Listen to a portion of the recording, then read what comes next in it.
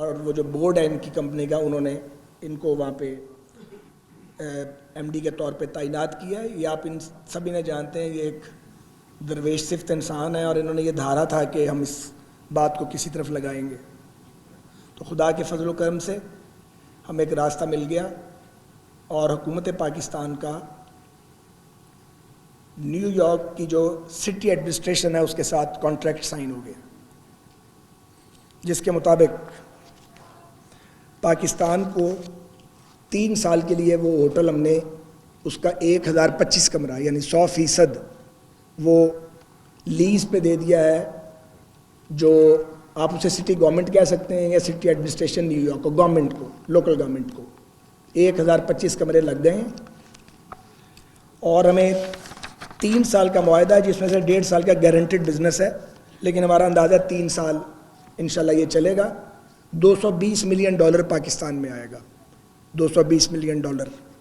پہلے سال کمروں کا کرایہ ہوگا $202 پر روم، اگلے سال 205، اس سے اگلے سال 210. تو یہ $220 ملین کی اماؤنٹ ہے، جس کی جو آمدنی کا آغاز ہو گیا ہے. اور ہم نے 18 دن میں 600 کمرے ہینڈ اوور بھی کر دیے ہیں الحمدللہ. اور اگلے 30 دن میں پورے کمرے 100% ہم نیو یارک کی سٹی ایڈمنسٹریشن کو دے دیں گے. یہاں وہ امیگرینٹس کو رکھیں گے. بڑا اعلیٰ سیکیورٹی کا نظام ہے، اور جس حالت میں ہوٹل ہے اسی حالت میں انشاءاللہ واپس ملے گا. فائدہ اس کا یہ ہوگا، جب یہ اپنی پیک پہ تھا، چل رہا تھا جوبن پہ، تو یہ جو ارن کرتا تھا وہ یہی 6 ساڑھے 6 7 ملین ڈالر تھے. اور 3 سال بعد جب ہم سارے واجبات ادا کر دیں گے اس کمائی میں سے، تو ہماری یہ انکم بھی مینٹین ہوگی ساتھ ساتھ. اور حکومت پاکستان کو اپنے ساتھ پلے سے اب کچھ نہیں ڈالنا پڑے گا. تو ایک تو یہ انکم ہو گئی ہے، دوسرا لینڈ مارکنگ کے خطرے سے یہ اب نکل آیا ہے. اگلے جب تک یہ ہمارا کانٹریکٹ رہے گا، یہ لینڈ مارکنگ کے رسک سے فری ہے. اب کرنے کا کام یہ ہے کہ یہ تو ہو گیا، یہ 3 سال کے لیے پروٹیکٹ ہو گیا، اور پیسے بھی آئیں گے پاکستان میں جو شروع ہو گئے ہیں ان کے خزانے میں آنے. اب اگلا کام یہ ہے کہ ایک ٹرانزیکشن ایڈوائزر کا تقرر کیا جائے شفافیت کے ساتھ، اور وہ پرائیویٹ پبلک پارٹنرشپ کے موڈ کے اندر اس کو لے کے جائے، کیونکہ یہ 19 منزلہ ہے، اسے 40 منزلہ ہونا چاہیے، اور اس کی عمر 100 سال سے اوپر ہے. یہاں ایک نئی ہائی رائز بنے گی، ایک بلند و بالا ٹاور بنے، جس میں پھر جو بھی آنے والی جو حکومت ہوگی اب اس کا کام ہے. آبویسلی ہم نے اپنے حصے کا کام کر دیا ہے، اور ایک قیمتی ترین قومی اثاثہ بچا کے پروٹیکٹ کر کے اس کو جو بند پڑا تھا اس کو ایک کمائی والی جگہ بنا کے تو ہم اپنی ذمہ داری سے عہدہ برا الحمدللہ ہو گئے ہیں. میں اللہ تعالیٰ کا شکر ادا کرتا ہوں. ہم سخت پریشانی میں تھے اور سمجھ نہیں آ رہی تھی کہ اس کے ساتھ کیا کیا جائے. ملک میں پیسے نہیں ہیں، انویسٹمنٹ کریں کیا کریں، لینڈ مارکنگ کا خطرہ ہے. ایک اور اس کا برائٹ پہلو یہ ہے کہ اس میں کام کرتے تھے 479 امپلائیز تھے. انہوں کا خرچہ سارے تو زیادہ ہے، اور وہ ان کے جو ادائیں اور ان کی جو مطالبات ہیں وہ ناقابل یقین اور ناقابل بیان ہیں. طاقتور بھی بہت ہیں وہ وہاں پہ. تو اس کانٹریکٹ کے نتیجے میں 77 بچیں گے، باقی گھر چلے جائیں گے. سو یہ بھی لے آف ہو جائیں گے. اور جب پھر 3 سال کے بعد جو بھی اس وقت کی حکومت ہوگی وہ یہ ڈیل کرے گی، تو وہ صرف 77 لوگوں کو ڈیل کرے گی. 402 لوگ فارغ ہو گئے اس معاہدے کے تحت، جنہیں ساتھ ساتھ پیمنٹ ہوگی اور وہ واپس نہیں آئیں گے. تو سمجھے ڈیڈ ووڈ بھی نکل گئی ہے، اور وہ بوجھ بھی ہمارا کم ہو گیا. تو یہ ایک بہت ہی وارے کا ایگریمنٹ ہوا پاکستان کے لیے. ہم نیو یارک کی جو سٹی ایڈمنسٹریشن ہے اس کے بھی شکر گزار ہیں کہ انہوں نے ہمارے ہوٹل کو سلیکٹ کیا اس مقصد کے لیے اور تعاون کیا ہماری ٹیم کے ساتھ. فیڈرل سیکرٹری بھی گئے ہوئے تھے، شوکت صاحب بھی وہاں تھے، ایمبیسی بھی کام کر رہی تھی.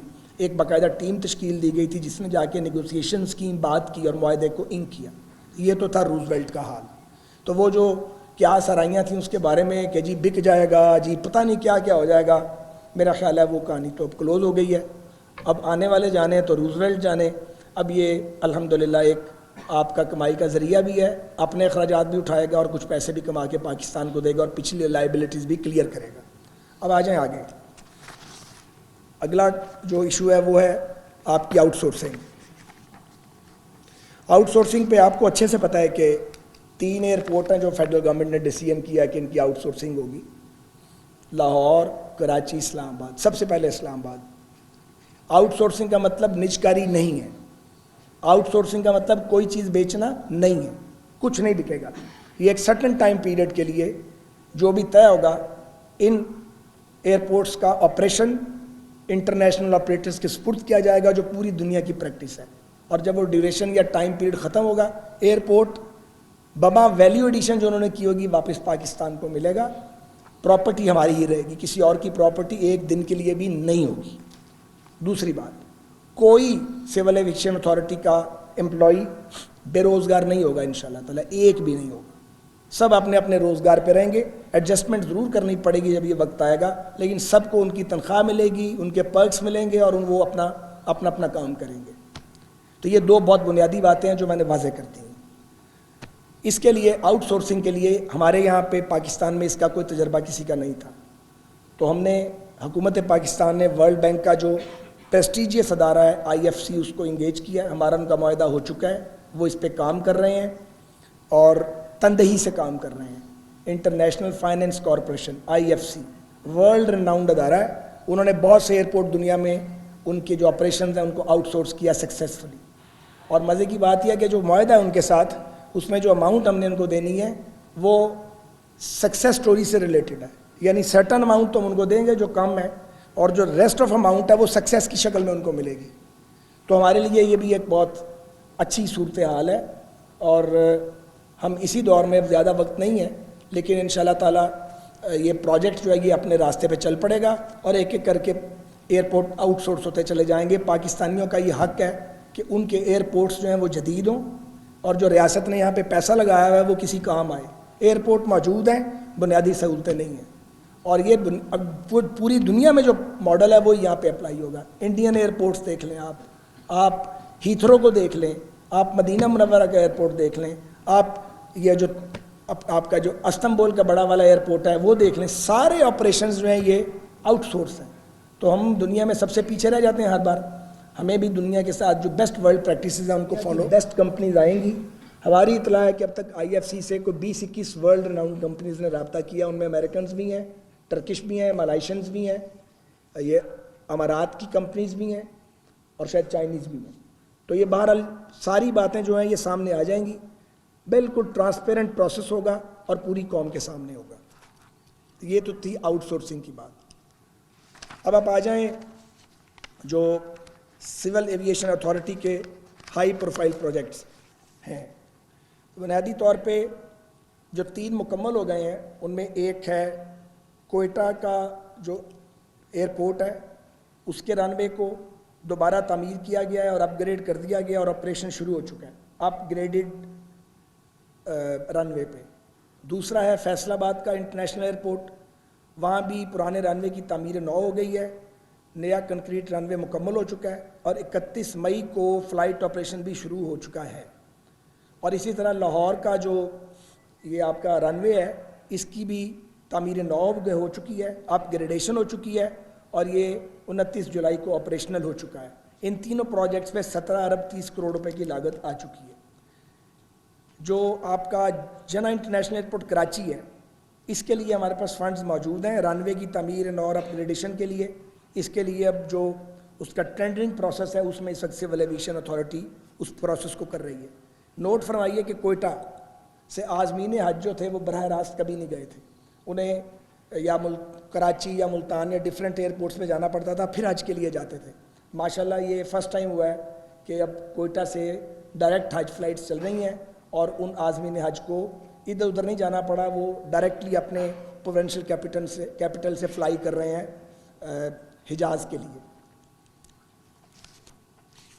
इसके अलावा Gwadar international airport near to completion है, सितंबर 2023 की डेट है। ये इनिशिएटिव भी नवाज शरीफ साहब के दौर का था। 51 अरब रुपए पाकिस्तानी रुपए की लागत से ज़ेर तामीर है, 34 अरब की चाइनीज़ ग्रांट इसमें शामिल है।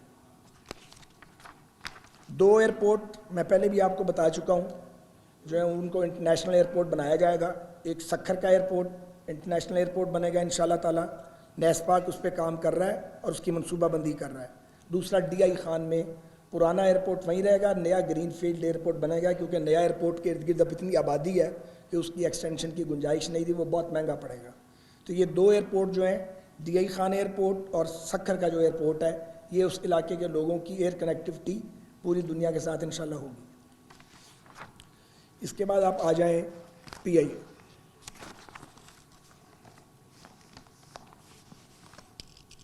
پی آئی اے کا جو ملائیشیا والا معاملہ تھا جس پہ بڑا ڈھول بجایا گیا کہ جی پتہ نہیں کیا ہو گیا, ہمارا وہاں جہاز گیا تھا 777. وہاں کی ایک لوکل کورٹ نے, جس کمپنی کا وہ جہاز ہے, لیز کا جہاز ہے, انہوں نے اس عدالت سے رجوع کیا اور اس عدالت نے پی آئی اے کو سنے بغیر ایکس پارٹی ڈیسیژن کیا, اور جب جہاز ٹیک آف کرنے والا تھا تو وہ آرڈر دے دیا کہ آپ جا نہیں سکتے. یہ ہم سمجھتے ہیں کہ ناانصافی تھی. 172 گھنٹے کے اندر ہماری لیگل ٹیم نے وہاں پہ بیٹل لڑی ہے, جہاز کو آرڈر لیا ہے وہ عدالت سے دوبارہ. جہاز کل رات کا پاکستان آ چکا ہے الحمدللہ مسافر لے کے اور اپنے آپریشن میں ہے. میں نے اور سیف صاحب نے ملائیشین ایمبیسڈر سے بھی ملاقات کی تھی اور ان سے بھی درخواست کی تھی کہ وہ اس میں انٹروین کریں. انہوں نے بھی اس سلسلے میں اپنا رول پلے کیا ہے. اور بہرحال پی آئی اے کے ساتھ یہ انصاف نہیں ہوا تھا. جو آؤٹ اسٹینڈنگ اماؤنٹ تھی وہ آلریڈی ہم دے رہے تھے. اگر پی آئی اے کو سنا جاتا تو یہ روکنے کی ضرورت ہی نہیں تھی, وہ تو مسلسل دے رہے تھے. وہ پیمنٹ بھی ساری ہو گئی ہے. جہاں تک پی آئی اے کا تعلق ہے, یہ تو آپ کو پتہ ہے مسائل کی ایک ایسی داستان ہے کہ جس کا میں کیا ذکر کروں. بہرحال جو ہم کچھ بہتری کر سکتے تھے وہ ہم نے کرنے کی کوشش کی ہے. وہ سیٹس ہیں یا اس کے کشنز ہیں یا فلائٹ انٹرٹینمنٹ سسٹم ہے جس کے لیے اب ہم کوشاں ہیں آج کل, یا کچھ کھانے کا معیار یا کچھ پنکچویلٹی کے اوپر کچھ امپروومنٹ, یہ سارا تو ہوا ہے. لیکن یہ میں بطور وزیر ہوا بازی جو ہے میں سمجھتا ہوں کہ یہ کافی نہیں ہے, نہ کافی ہے. اس کا راستہ کوئی اور ہے, میں ادھر آتے ہیں. ابھی میں پریزنٹ سچویشن پہ بات کر رہا ہوں. حج آپریشن ہم پوری اپنی توانائی اس پہ لگی ہوئی ہے الحمدللہ. پی آئی اے کی 65,000 حجاج کو انشاءاللہ تعالیٰ پہنچائیں گے اور پھر واپس لے کے آئیں گے.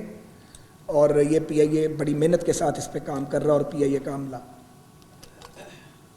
مسئلہ یہ ہے کہ کئی ارب روپے کی اس کے اوپر لی این ایل اور لائبلٹی ہے. یہ اس طرح نہیں چل پائے گا اور اس کا کوئی اور علاج تلاش کرنا ہے. اس پر ہم نے کام شروع کر دیا ہے. ہم ٹرانزیکشن جو ہے اس کا ایڈوائزر جو ہے اس کے اوپر کمپیٹیٹیو بڈنگ کے ذریعے اس کی سلیکشن کریں گے. وہ آ کے بتائیں گے پی آئی اے کی ریسٹرکچرنگ کیسے ہوگی. بظاہر یہ لگتا ہے کہ 2 پی آئی ایز بنانی پڑیں گی, ایک پہ لائبلٹی شفٹ ہوگی اور ایک لائبلٹی کے بغیر ہوگا. اور جس پہ کوئی لائبلٹی نہیں ہوگی اس پہ پھر پرائیویٹ سیکٹر کی انویسٹمنٹ کو انجیکٹ کرنا پڑے گا. آپ دیکھیں نا, ایئر انڈیا ڈوب گئی تھی, ٹاٹا نے اٹھا لیا اس کو اور وہ دنیا کی بیسٹ ایئر لائن بننے جا رہی ہے. اگلے 1-1.5 سال کے اندر آپ دیکھیں گے بالکل دنیا بدل گئی ہوگی ان کی. پی آئی اے کی کوک سے جنم لیا ایمریٹس نے, اتحاد والوں نے. ہم کہاں پہنچ گئے ہیں اور وہ کدھر پہنچ گئے ہیں. ہمارے پاس جہاز ہی نہیں ہے. جو جہاز ہیں الحمدللہ ٹھیک ہے, ان کی ایئر وردینس ڈی جی سی اے اور سی اے والے بڑے تگڑے ہیں. یہ ایک ایک چیز نوٹ کرتے ہیں اور فلائٹ سیفٹی پہ کوئی کمپرومائز نہیں کرتے. لیکن ہمارے پاکستان کے لوگوں کو بیسٹ حق حاصل ہے کہ بہترین جہاز ان کو ملے. ان کی بھی ایئر لائن جو ہے اس کا نام ہو پوری دنیا میں جیسے پہلے تھا. اس کے لیے پرائیویٹ سیکٹر کو بیچ میں لانا پڑے گا. تو یہ نوٹ کر لیں, کوئی شخص بے روزگار نہیں ہوگا پی آئی اے میں سے. جو پہلے ہونا تھا وہ ہو چکا ہے. سارے لوگ انٹیکٹ رہیں گے. یہ دیکھا جائے گا کہ اس کو کس طریقے سے تقسیم کرنا ہے. سرکار اپنی ذمہ داری ادا کرے گی, ان کے پرکس اور پریولیج بھی ان کو ملیں گے. لیکن پی آئی اے اس حالت میں نہیں چلے گی. پی آئی اے کی حالت بدلنی پڑے گی. اب وقت کم ہے اور اتنا وقت نہیں ہے کہ انہی 2.5-3 مہینوں میں یہ سارا ہو جائے, لیکن ٹریک پہ ہم ڈال جائیں گے انشاءاللہ. اور ہماری پوری کوشش ہے کہ ٹرانزیکشن ایڈوائزر اس دوران میں آ جائے اور ریسٹرکچرنگ جو ہے اس کے اوپر ہم چل پڑیں, تاکہ جو نئی حکومت آئے وہ اس کو لے کے اگر آگے بڑھے گی تو میرا خیال ہے کہ میکسیمم 1 سال, 1.25 سال, 1.5 سال کے اندر یہ سارا کچھ ہو گیا ہوگا اور آپ کو ایک جوہری تبدیلی پی آئی اے میں نظر آئے گی. بڑی امبیرسنگ سچویشن ہو جاتی ہے اس میں بعض اوقات, کیونکہ ہمارا مقابلہ بہت بڑا ہے اس وقت. آپ دیکھیں نا, یہ جتنی ہماری جو ایئر لائنز جنہوں نے ہمیں سے جنم لیا وہی ہمارے مقابلے میں ہیں, اور ان کے پاس 400, 500 جہازوں کا فلیٹ ہے. ہمارے پاس یہ 30, 32, 33, 34 جہاز ہیں, اسی میں ہم گھومتے رہتے ہیں. تو اس کو ہم سمجھتے ہیں کہ پی آئی اے کی بھی فیٹ بدلی جانی چاہیے اور اس کی جو گلوری ہے پچھلی وہ واپس آنی چاہیے. اس کے لیے کوئی شارٹ کٹ نہیں ہے سوائے اس کے کہ پرائیویٹ سیکٹر آئے, ٹرانسپیرنٹ انداز کے اندر آئے, پیسہ انجیکٹ کرے اور اس کو چلائے, اور جیسے دنیا کی باقی ایئر لائنز گرو کر رہی ہیں اس طرح یہ بھی گرو کریں. تو اور بھی بہت باتیں ہیں کہنے والی, لیکن میرا خیال اب کافی بات ہو گئی ہے. سو اس حوالے سے اگر آپ کچھ سوالات کرنا چاہیں تو پہلے رائٹ سائڈ سے کر لیں شروع. آپ تھوڑی دیر صبر کر لیں گے, پھر لیفٹ سائڈ پہ آ جائیں گے.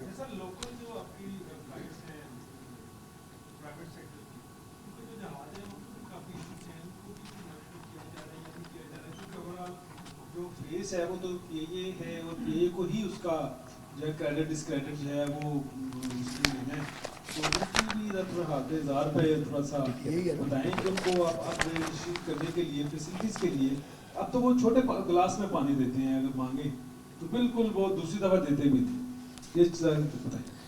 इब्राहिम भाई क्या सवाल क्या किया, मुझे समझ नहीं आया। सवाल ये है जी, आपकी जो लोकल फ्लाइट्स हैं प्राइवेट सेक्टर्स की, सिरीने हो गई या एयरबोजा हो गई और दूसरी जो लोकल फ्लाइट्स उनकी अपग्रेडेशन के लिए आप क्या कर रहे हैं, क्योंकि वहाँ पर भी आपका जो पैसेंजर है उसको फैसिलिटी नहीं मिल रही जहाज में, जो लाहौर कराची इस्लामाबाद लोकल ना करो। नहीं करो करो करो, मुस्कुराने का तो इजाजत है ना। उसको कैसे अपग्रेड कर रहे हैं ना, देखिए ना ओवरऑल फेस तो पिया ये है ना, वहाँ पे अगर प्रॉब्लम होगा प्राइवेट सेक्टर के जहाज में तो वो गाली पीआईए को आएगी ना। उनके कहने का मतलब है प्राइवेट सेक्टर में जो डोमेस्टिक फ्लाइट मैं वो समझ आ रही है, सुनने दें मुझे समझ, मैं बोलता हूँ जी। बताइए क्या कह रहे हैं, आप क्या कह रहे हैं? छोटे हमारे पाकिस्तान की फ्लाइट्स है ना प्राइवेट सेक्टर की, उनको ठीक करने के लिए क्या आप करेंगे? एविएशन के आप मिनिस्टर हैं, गुजारिश ये है कि पाकिस्तान की जो एविएशन इंडस्ट्री है ना इतनी। अल्लामा इकबाल इंटरनेशनल पर मीडिया से गुफ्तगू कर रहे थे। आपको बताएं कि वफाकी वज़ीर रेलवे और हवाबाजी ख्वाजा साद रफ़ीक अल्लामा इकबाल इंटरनेशनल एयरपोर्ट पर मीडिया से गुफ्तगू कर रहे थे और उनकी जानिब से कहा गया है कि अवाम को पूरा हक है कि उनको अच्छे जहाज़ मुहैया किए जाएँ।